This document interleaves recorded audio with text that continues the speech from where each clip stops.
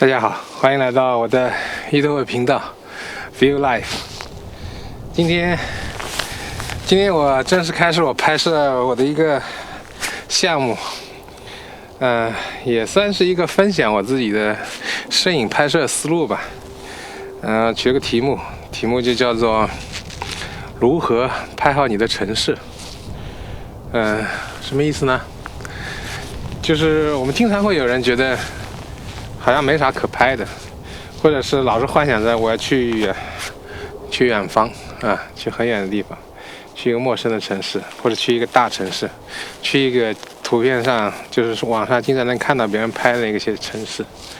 当然那些大城市很繁华的城市当然是很好的，但是我自己拍了这么多年，包括我自己看别人拍的，其实真正你有时候感兴趣的就是一些当地人拍的照片。对，比如说你去某个城市，比如说上海，比如北京这样的城市，你发现那些拍的你感觉还非常不错的照片，往往都是本地人拍的。说明一个什么道理呢？就是其实我们每个人都有一个优势，那就是你的所在地，你所在的城市，你有拍摄优先权嘛，对吧？你天天住在这边，对每天的气候都非常了解啊。当然，一旦有好的天气的话，你也很容易到达。对，所以选择这样的一个拍摄思路，就拍摄你自己所在的城市，作为选题。然后怎么拍好它呢？我自己的经验就是，我们一般意义上的认为的一张好照片，我总结了一下，大概这样一个概念，就是把陌生的拍熟悉，把熟悉的拍陌生。什么意思呢？就是把熟悉的拍陌生，就是你比如说你在的城市，所谓熟悉，就大家上下班或者走路或者逛街都能看到这个城市景象，对吧？每个人对这个城市都非常熟悉。那你怎么把它拍陌生化呢？对吧？人家就会很惊艳，哇！我天天待的这个城市居然是这个样子的，对吧？当然这是一个正面的哈，是好的，你不能拍坏了，对吧？人家就会哇很惊讶，对吧？我天天看的这个桥竟然这么漂亮，我天天看的这个楼原来还有这种角度，对吧？所以说你通过这个陌生化来达到一种惊艳的效果。还有一个把陌生的拍熟悉呢，就是倒过来的，就是很多人没有看过这个城市的一面，对吧？大部分人普通人嘛，匆匆忙忙的，可能无暇顾及一些比较美的角度或者比较刁钻的角度。那你作为摄影师来讲，你去寻找这些普通老百姓都看不到的角度，你拍出来之后，人家发现，也给人家一种耳目一新的感觉。哇，这个楼原来从这边看是这个样子的，对吧？你像北京那个什么啦大楼，对吧？央视那个大楼，从某个角度看，哇，很惊艳，对不对？就这个意思。当然你实现陌生化或者熟悉化的一种手段有很多种，对吧？有很多种手段，你可以通过不同的取景角度，通过不同的焦距，不同的拍摄技法啊，类似于长时间曝光，那就是人眼，大家都天天看到车，但是几乎没人看得到眼睛看到那个车的轨迹，所以那种夜景的轨迹的片啊，就相当于还是比较惊艳嘛，对吧？就是通过拍摄技法来达到这种突出化，所谓的陌生化。我在的这个城市呢是萨斯卡通，名字叫萨斯卡通，它是加拿大的中部省份萨斯卡彻省的第一大城市。对，然后我可能要做这一系列的视频来做好这个专题，我自己也来怎么拍好我在的这个城市萨斯卡通。然后我现在走的第一步就是我先从外到内拍，先从远眺这个城市。然后我一般在家里把那个 Google Map 研究好，因为比如说我日落，那就是由东往西拍嘛，我就在东面寻找高一点的地方来进行这个长焦距的拍摄。然后我今天正好找到这边这一个点还不错，它正好是一个坡地。我以前说过，坡地比较容易出片。最后你就等时间嘛，然后等气候嘛，就是天气状况。今天天气状况是一个就是云变少的过程，到日落的时候可能云就完全没有了。所以说像那种光板天，我们一般摄影师都不是很喜欢，大家都喜欢有云嘛，它会更多的气氛。我是光板天怎么拍呢？我感觉如果是光板天的话，在外围拍、远距离拍的话，你用长焦，然后你找出这个城市的那个立体感觉，然后天空不是很干净的嘛，你拍一个下面城市多、下面天空少的这种比较简洁一点的，类似于抽象的那种图片，然后但是要找到这个城市的显著的地标建筑，它的那个形态肯定是，就是说它很有辨识度的嘛。大部分人一看就知道这个城市是在哪里的，是哪个城市。对，这是一个很重要的，就是你可能拍的一个地方，大家都认不出来。那当然不是它没意义，就是像我们这种拍摄目的，你要把它陌生化嘛，哈，就是熟悉化嘛，或者是。你像这样的一个场景，大家都知道，哎，这就是萨斯卡通，对吧？啊，原来从远处看这么漂亮，进而他们就会进一步思考，哎，这是怎么拍的？怎么角度啊？哈，这但凡是让人引发思考的，就说明你这个照片是有价值、有意义嘛，对吧？所以我们就是这样的一个思路，找的这个场景还不错。我给你们看一下，它好在哪里呢？它好在就是说，因为萨斯卡通这个城市，其实它downtown很小，对，就那几栋楼，但这个角度呢，刚好能把这个几栋楼都在里面，所谓的它downtown就在这个画面里面。然后我给你们看一下。对，然后那个前景呢，正好它很错落，就是因为这是个坡地嘛。这个标高应该是我这块的标高跟那个downtown那个最高建筑是一样高的。对，这边大概海拔600多米，那边是500多米的海拔。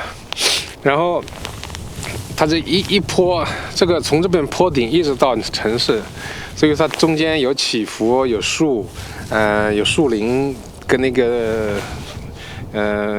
有些人家的房子都会在一起，就呈现一种那种，你用长焦拍的话，一种非常压缩的感觉，也有点类似中国那种水墨山水画，对吧？层峦叠嶂，对吧？就那种感觉。而且这个光的话，太阳待会落下去的话是稍偏左的位置，也不会在那个画面里面，所以说应该是非常完美的。但是因为你长焦嘛，它有一种就是你大家知道那个远处看的话，它下面有蒸腾的那个水汽上来，这叫一个光的辐射现象，是不是？所以它这个画面会不是很清晰，所以有的时候我不知道什么时候啊，那我凭我的经验可能就是温度低一点的话会稍好一点，所以冬天拍这个场景也会很好。现在看有辐射现象还是比较少的。我夏天的时候发现是非常大，就非常难拍，所以冬天用这种超长焦距来拍的话，应该很不错。我今天用的镜头是300毫米加1.4倍的增距镜嘛，大概400多毫米，折合成135的话，那应该就是在乘以0.7，那4728，大概300毫米吧左右的这么的一个视角。正好我单张拍摄的话，能把整个这个场景全部包下来。然后如果有必要的话，我就使用接片，然后 ND 镜今天也不会使用了，因为今天可能风还是会有点大。另外一个没有云，你用 ND 镜也没什么用。然后我们就老规矩，先试拍，试拍一下待会儿要拍照的取景角度啊，景深的控制啊。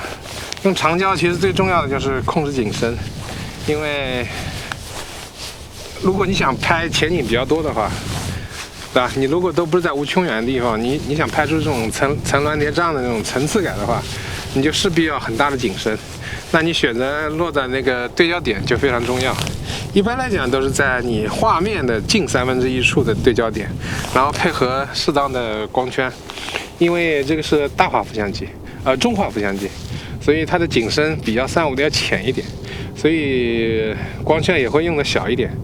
虽然光圈小就会有颜色嘛，就会降低画质，但是跟你那个景深相比，你还是尽可能用最大的景深吧。画质其实现在画质没那么重要，是吧？很多人说降低画质，那降低多少画质是那个什么的？除非它降低到你不可忍受的，对吧？一般来讲没什么太大关系。当然，你总是在那种摄影嘛，本身就是一种不断妥协的过程，对吧 ？ISO 就是噪点，包括这个景深啊、画质啊，这些都是一步步妥协的啊。还是那句话，拍到才是最重要的，随后再追求拍好啊，不管是艺术上的好，还是画面质量的本身的好。对，这个我们首先要分清楚这个前提。那好，我们现在开始来拍。那我们先来测试一下吧，先取景。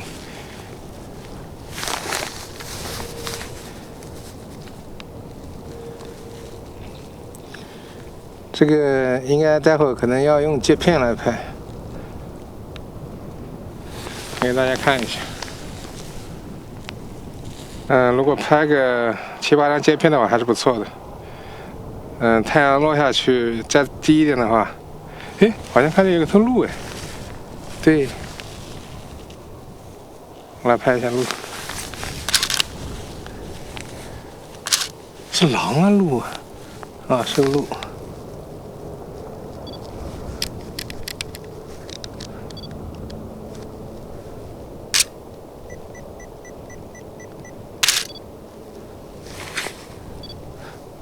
哇，这个如果有野生动物在，那是相当的好。哦，走，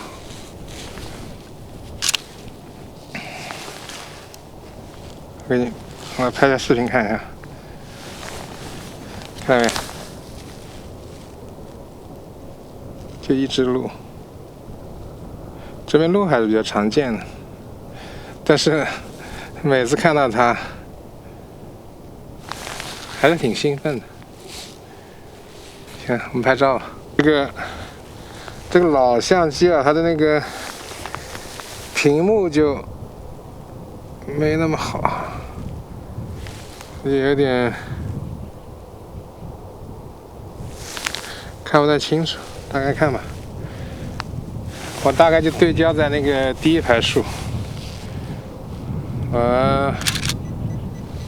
拍个接片，第2张。这种摄像云台非常好用。我用的这个是 N 几啊 ，N8还是什么？我不记得了。满幅图的带气云台。一般的器材不是太感兴趣。基本上就是哪个好用哪个。看完了，感觉这个角度应该不错。晚上可能就屏幕会更好看一点，就是更好检查焦点。我现在在这里，其实真的是很难受。然后我放大到最大，其实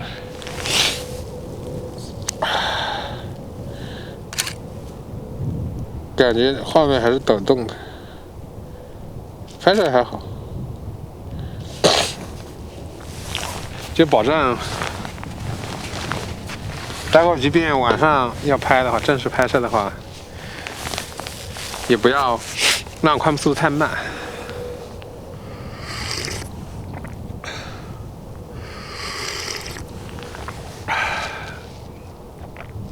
那根据前面的说的嘛，我们还是拍到最重要。你拍到一张糊的也没啥用。所以尽可能的，首先保证这个照片要拍到。那等着吧，太阳还有，我估计还有20分钟，20分钟落下去。我们再待会来看看怎么样。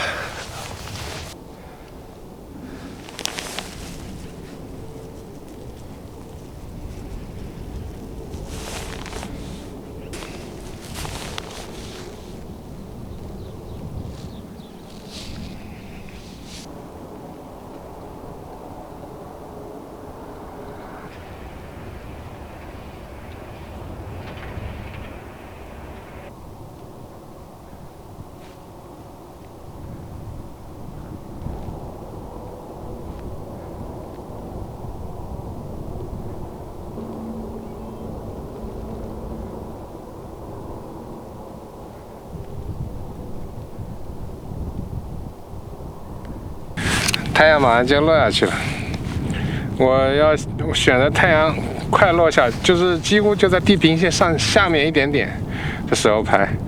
这样的话呢，因为我不需要前景打亮光线，我只需要让那个地面反而暗下来。这样的话呢，建筑物的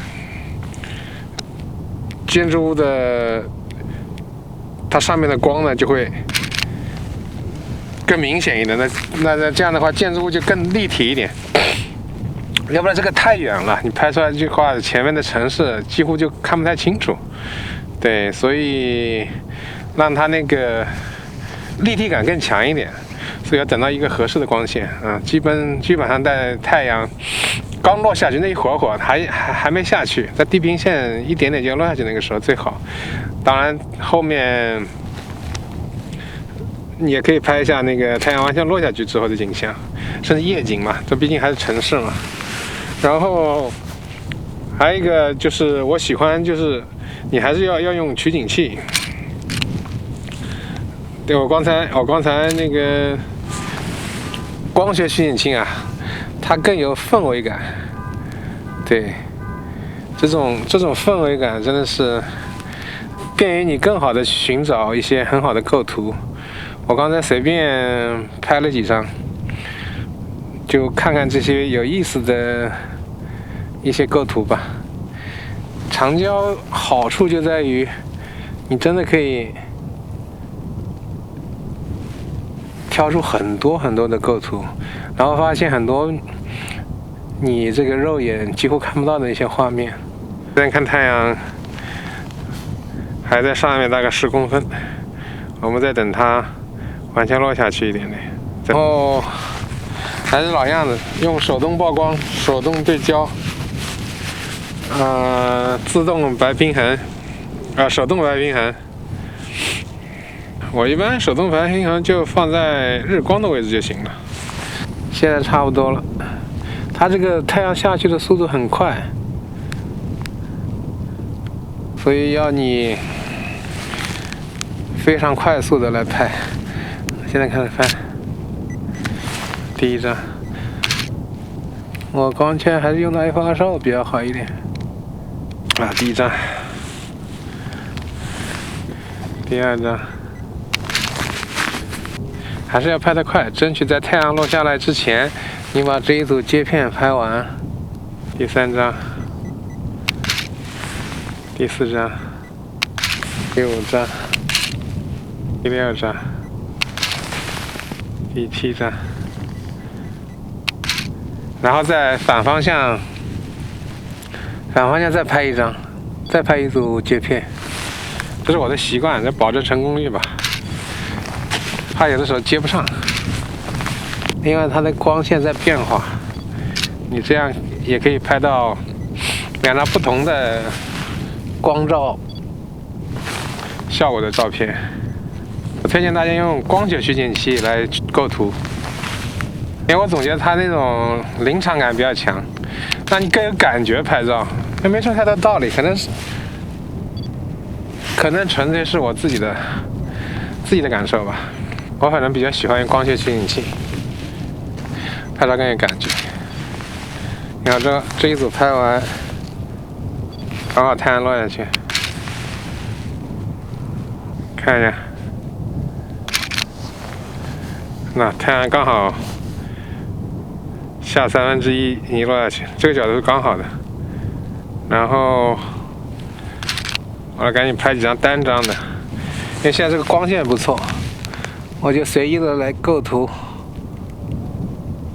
因为在这个光线变化特别快的过程当中，你没有时间去拍接片了，就去寻找一下有没有有意思的构图，然后你也可以去发现光影的变化吧。对，我们要对这种光打在各种材质，就是雪啊、树啊，甚至建筑上的那种质感变化非常敏感。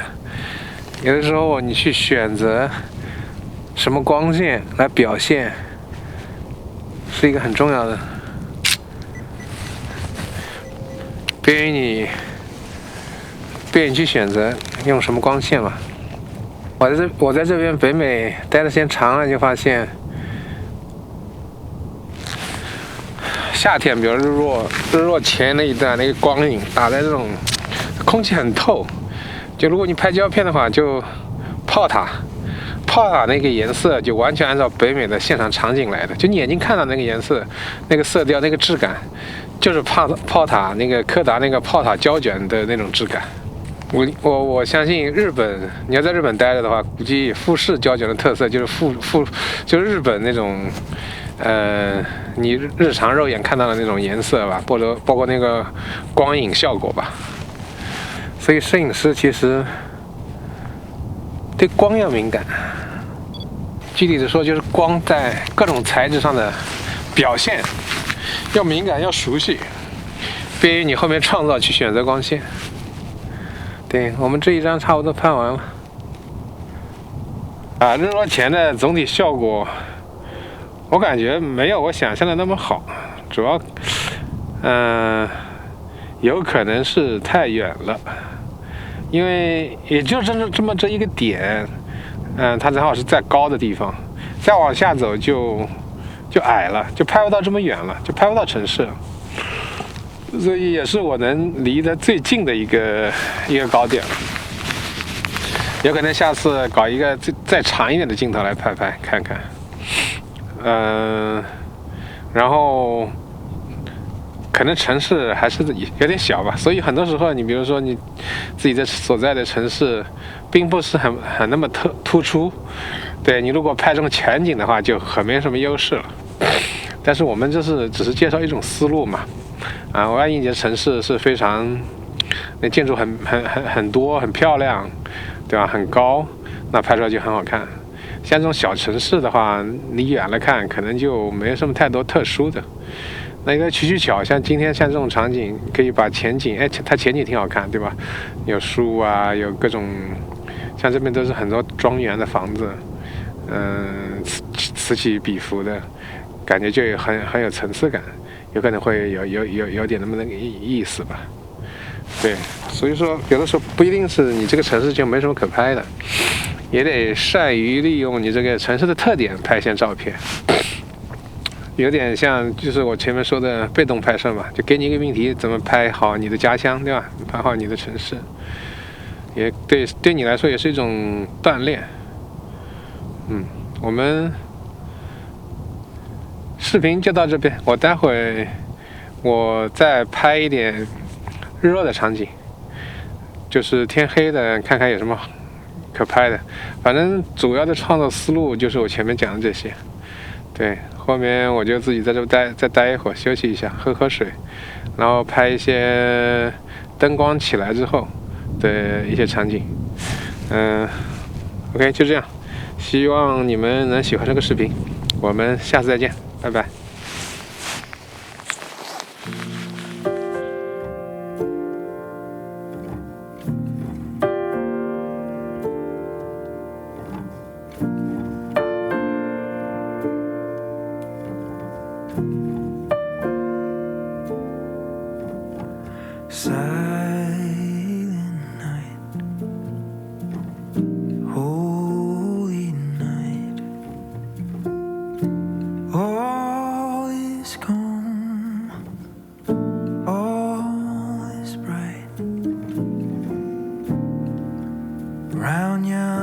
Virgin Mother and Child, Holy Infant, so tender and mild, sleep in heavenly peace, sleep in heavenly peace.